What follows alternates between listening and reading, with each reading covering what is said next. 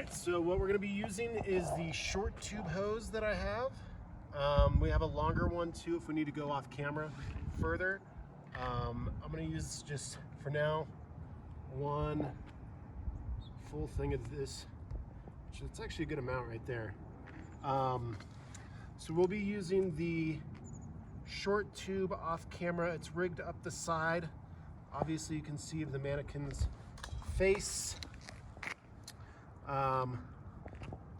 So with this rig, basically we load the blood very last, and then I'll tighten in the kind of like clamps here. So it takes a second. The other thing to be aware of is that we don't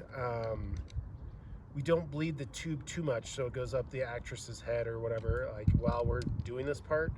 But we'll experiment a little right now with how much we can bleed the tube before we roll. What's nice about this one is you can see, I don't know if you can get a close-up right here, is that valve actually does a pretty good job of keeping it in separated. So I got a good grasp on that. There might be a little bit of spray back, but hopefully not. So that's good. What I've done for the purposes of this test is filled it up to 45 PSI. So Brittany, you can come around the side. We'll do a little test here.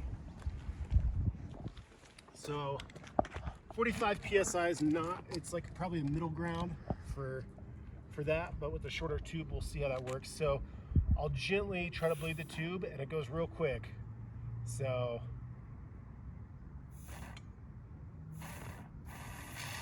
okay, so I bled the tube, so it's almost upper back right now. And we'll do a 3, 2, 1, action. Yeah, that looks a little weird. And we got a little, but we can kind of get a few different takes with that, which is kind of nice. That's just a long hold, which we won't do a long hold. It'll be like bursts. So I don't know if it's just because of the rain, but it's a little pink, but for what we're doing, it might work.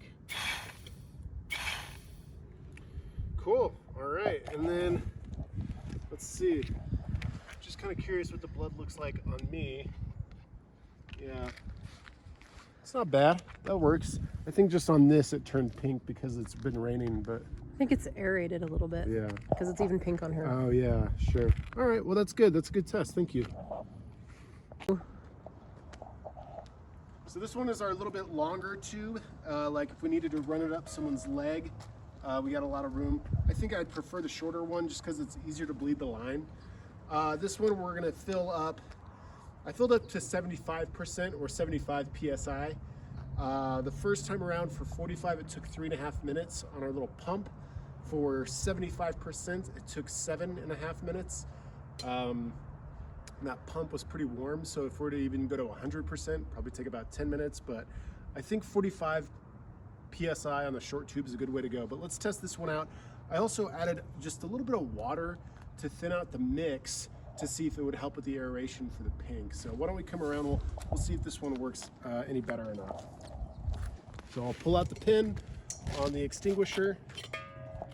It's always good. So it's gonna be a little bit higher PSI. This one also has, yeah, our safety valves off.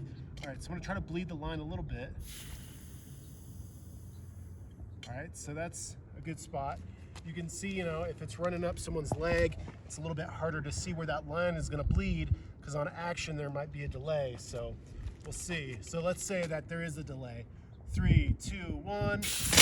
Whoa! That looked good on me. Where did that bust out of? So one drawback to having high PSI. Let's see. We'll see if we can still do it.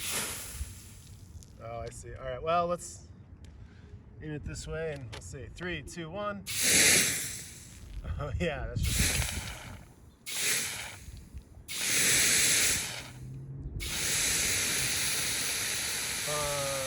All right. Well, learning lesson. Okay, so I think we prefer the short tube, lower PSI. The pink is still pink, so I don't think that did much, but I look cool, so party.